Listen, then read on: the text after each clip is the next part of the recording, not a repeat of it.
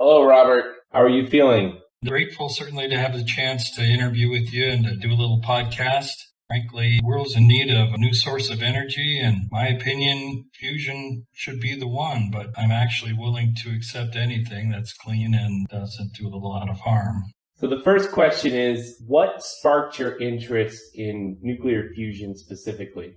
Well, I have an uncle named Jim Steinhaus, and he worked in the 1950s at the Lawrence Radiation Laboratory. Later was called LLNL and LLNL and things like that, but back in the 50s it was LRL, and Jim was part of the original Project Sherwood. So I got to hear about Project Sherwood as it was happening, and I was a pretty small tyke, about 5 years old, but I got to learn about all the basic elements of an atom, electrons and neutrons and protons at a very young age, when most of my kindergarten buddies were basically doing blocks. I was at least familiar with the charges and the types of particles that are found inside an atom. So that's how I got started. And also there was a great Disney series called My Friend the Atom. I'm not sure there's a comparable thing that's of as high a quality as that particular presentation one was, but certainly that had an impact too on my early interest in fusion. So thank you, Walt Disney, and all your wonderful characters. So that sparked the interest, and then you had to move into a professional setting at Lawrence Livermore. You've had a long, successful career at Livermore. They put up with me a long time. I am impressed with the quality of the managers that overlook the course of such a long career. Lab was a terrific place to come in and innovate. A lot of the things that the lab tries to do to this day are difficult to do, sometimes low probability, highly risky. Some of the time, my projects and projects at the lab did not turn out well. And certainly, if you look in an unbiased way at the history of fusion at Lawrence Livermore National Lab, I think you'd have to say there's been a lot of rough spots along the way. The early part of my career, magnetic fusion at Lawrence Livermore, was a large project. We had a bunch of innovative machines that were produced at Livermore. Dick Post was one of the primary researchers, and he was a great hands-on kind of technology fixer kind of guy, as well as being, a very fine physicist from all the theoretical sides. He was also really practical. We had lots of hope in the 60s and 70s that magnetic fusion would finally flower at Lawrence Livermore and we would have something to announce to the world.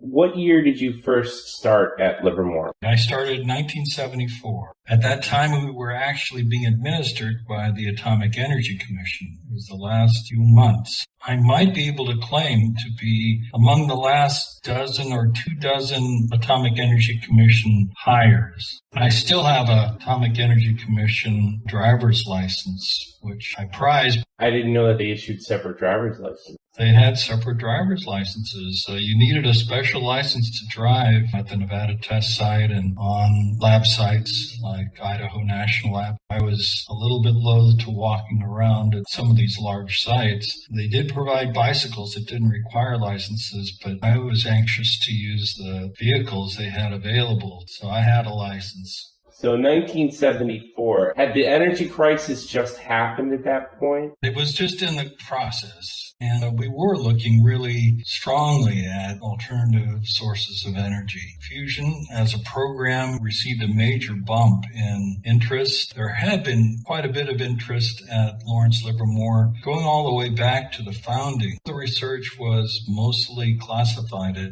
It wasn't until the Geneva Atoms for Peace conference in 1958 that really peaceful research was announced to the public. Everything prior to that had at least some military association with, and a lot of it was classified. What were the first early projects that you were working on? Radiation monitoring.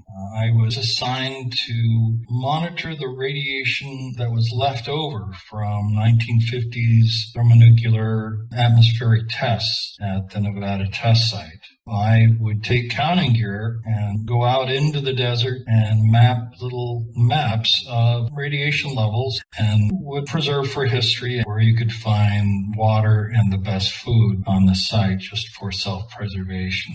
We would spend weeks on end out there at the test site preparing for test shots. And some of the guys would spend time in Las Vegas, but a lot of us would just stay at the site. You had to learn how to survive out there on the mesa. For about 10 years, I was involved directly in field testing. And then there's 10 years in there of my 30 years career that was basically hard to describe. Only a little bit of it is actually classified to where I couldn't talk to you about it. A lot of it is chemistry related. It was fascinating kind of work with lasers. Can you talk about the weapons program at Livermore? I loved it out there at the test site, and I loved supporting field test as a program. Back in the 70s and 80s, we were still very much in a Cold War with the Soviet Union. We were trying to match the technical developments of the Soviets in the weapons area to maintain a balance that would preserve the peace. I think we were successful in doing that, frankly. We have gone 60 years without an additional nuclear war. And if you look at the incidence of major conflicts in the 80 years prior to World War II, the once a generation was about the frequency of major conflicts. And we have now gone like 2 generations since a major conflict. And I think that that is due to the influence of nuclear weapons. That's debatable, of course. Many people can't see any valuable use of nuclear weapons and think they're just a curse that as soon as mankind can eliminate them, that should be accomplished. I also share that view. They certainly are implements destruction. I was a very enthusiastic participant in field testing and loved the work. It was superbly led. The lab put the very best men that they had available into the leadership positions. So we had the best teams I think ever existed. It was just a joy to be part of those great teams. Anyone in particular you'd like to mention? During my period in the laboratory, we were led by Edward Teller, who had many virtues. Principal among them was intellectual honesty that tended most of the time to curtail the excesses that some of the folks at Lawrence Livermore would have. Edward Teller would tend to demand that people that represented Lawrence Livermore, that they take a conservative approach to their promises and also reporting their results. There was a little change in the culture at Lawrence Livermore when we lost Edward Teller. Edward Teller was a practical force within Lawrence Livermore, and some of his character qualities as well as his intelligence helped lift Lawrence Livermore during the early decades that were formative for the laboratory. He did have a positive influence on all 8,000 of the employees that worked at Lawrence Livermore. He made people a little more circumspect as with regards to the way they reported their results, the way they sold their projects. Robert also mentions Dr. Ralph Moore, who I'm also interviewing for this podcast. Dr. Ralph Moore is a great versatile nuclear designer, terrific person, has like 200 publications in the fusion field to his credit. And Ralph was probably the most versatile physicist at Lawrence Livermore in the fusion area. I got a chance to befriend him, and some of my work at least contributed to ideas that he was a proponent of. Both he and I like molten salts as a coolant for nuclear systems, even as a coolant for superconducting magnets. So all of that technology was synchronistic. Almost everyone I meet seems to have a favorite nuclear energy approach. Do you have a favorite approach to fusion or fission? I'd like to be real honest about this. The truth is, I'm real happy with any form of fusion that works and produces net energy. If the polywall guys happen to have a little breakthrough or a fuser group is actually able to generate net energy, I would immediately switch sides and join them. I do have my own favorite. I do like inertial confinement fusion, and I think people tend to like the style that they personally had the most experience with and I've actually seen work. And as a member of field test, the fission fusion style is what I worked on routinely. For me, it has a special status. Since 1952, we have demonstrated that it can produce net energy of greater than 100,000 with fission fusion.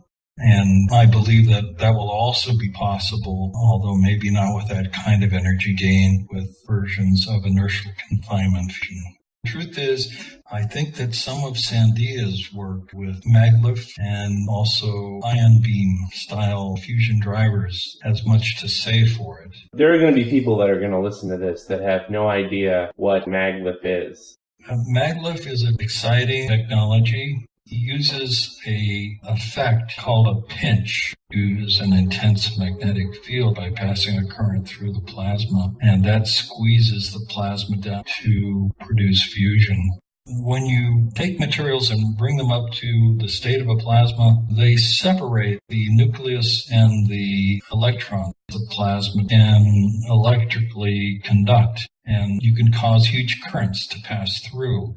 Robert fails to mention that maglev also requires a laser. The pinch mechanism herds the plasma forward from one direction, while the other direction is compressed using a laser pulse. What can the U.S. do to get fusion and to improve the fusion environment? We need a broader program. We need a better funded program that allows a variety of ideas to coexist and to compete with each other, but not compete at a destructive kind of level. There's always budget pressure, and some of that's healthy. I'm used to pressure between laboratories. Most of the world probably thought during the Cold War there was great contest going on between the United States and the Soviet Union. To the guys that actually were at work at Lawrence Livermore National Lab and Los Alamos, the real contest was the other lab.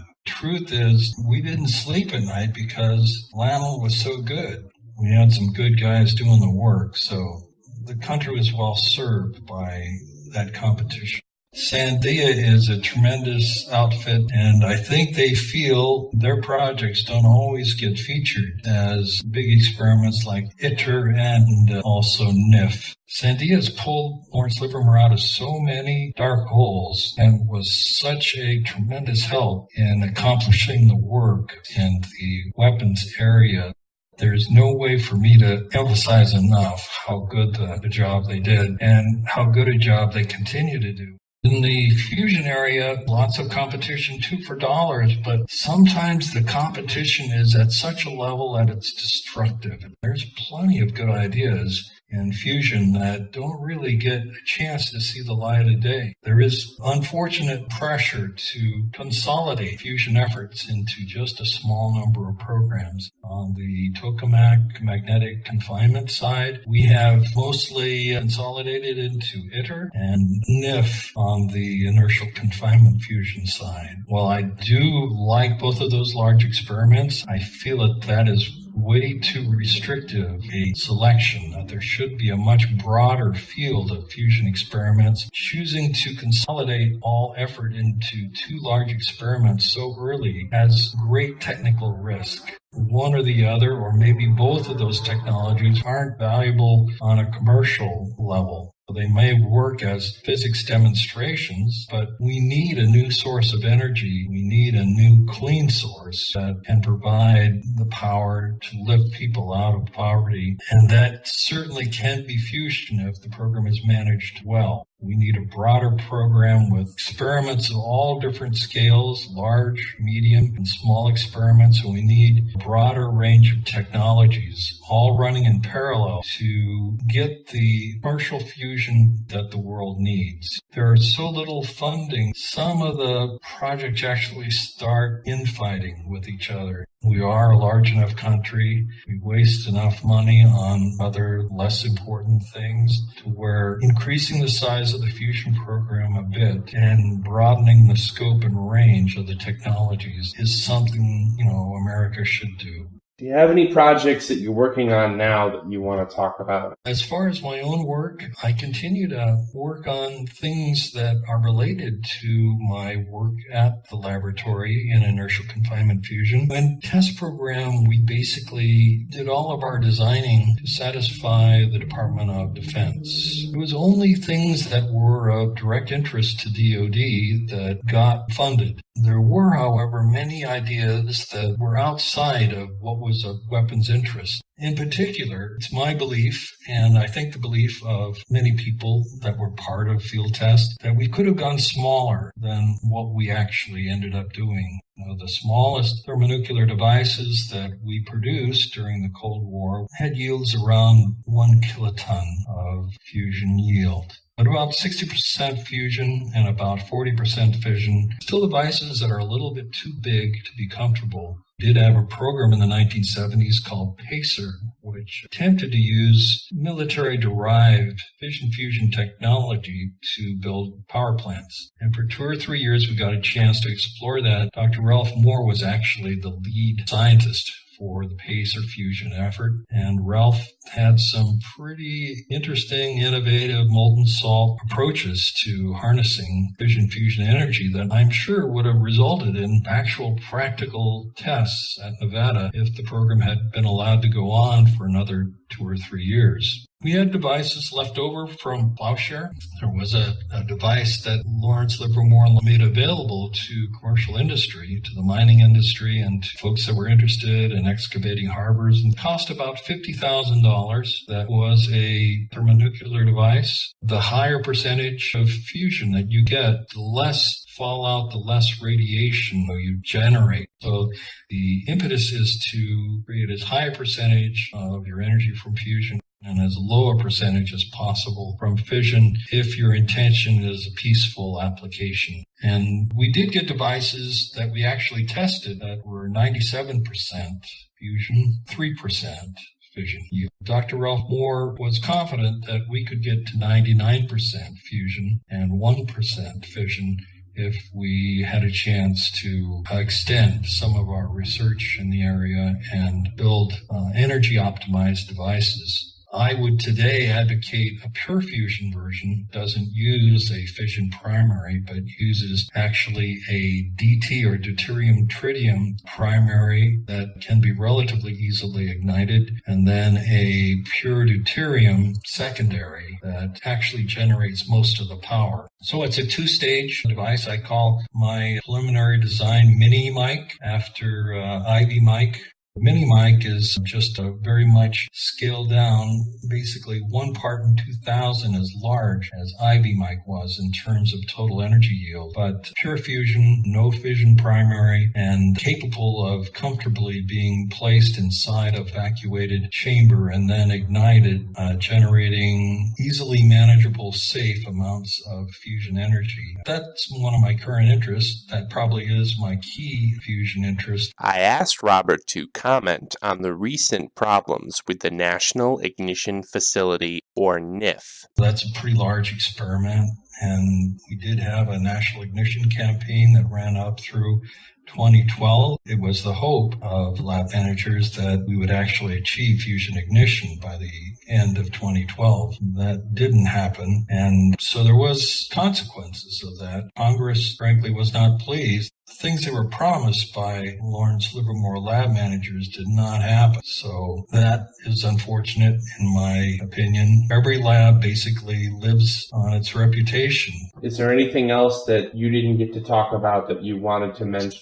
I believe that there are sometimes times when treaties get in the way of important technical progress. And in the case of nuclear, there is currently a comprehensive test ban treaty in place that prevents any additional underground nuclear testing. I would like to suggest to the world the following concept. There really should be an opportunity for 2 more underground nuclear tests to basically save the planet. We're in a situation today with inertial confinement fusion where NIF is undersized. It's not able to get to full ignition. It's able to produce some energy from fusion, but it's not enough to achieve full fusion ignition.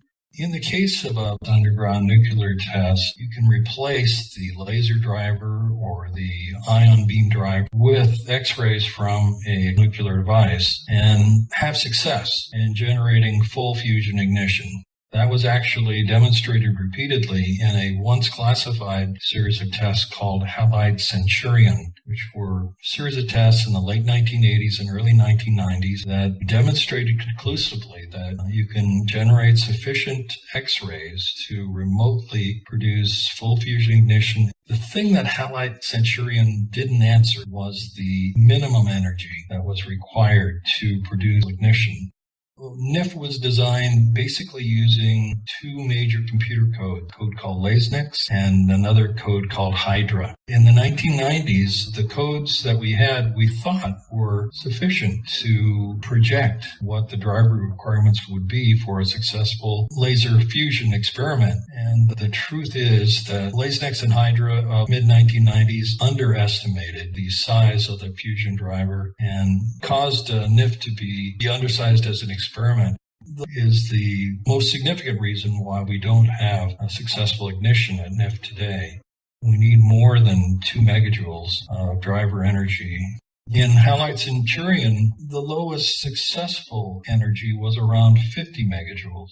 There's a gap between what we currently produce at NIF, around 2 megajoules, and what we experimentally observed in the field, which was about 50 megajoules. That gap is something that 2 more underground field tests could basically fill in. In the late 80s and 90s, while I was part of field tests, the adding of the Halide Centurion features to a device was sort of an add-on for the experiment. The experiments that we turned into Halide Centurion were already on the schedule and were already designed to do something else. We got authorization to make this tiny addition to your canister, put a little tube in there to draw some X-rays into this remote package.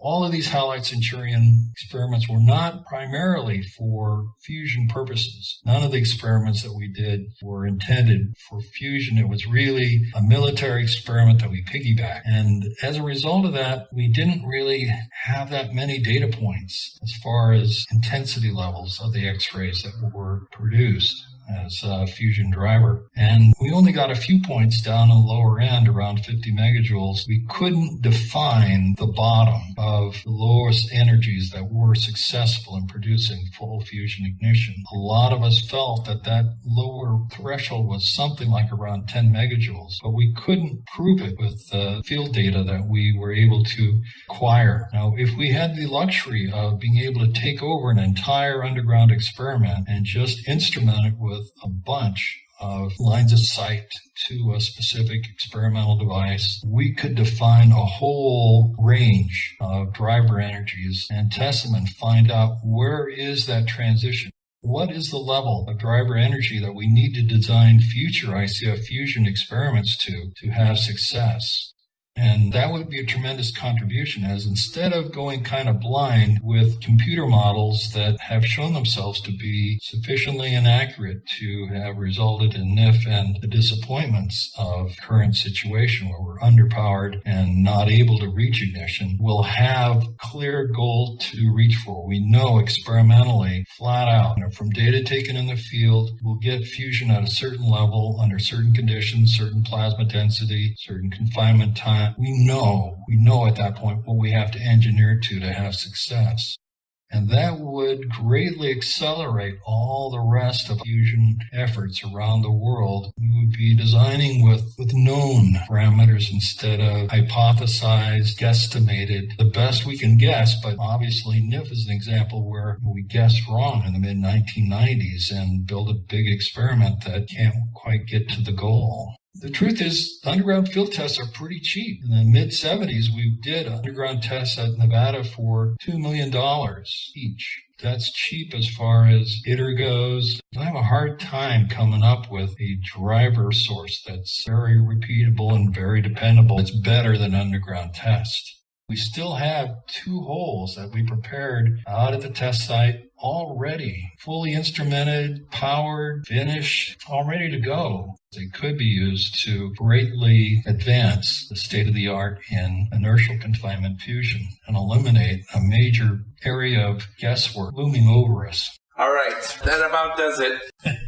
Good talk. Very good, Matt. Great to have a little oral history sort of presented. I think it will create more interest for fusion.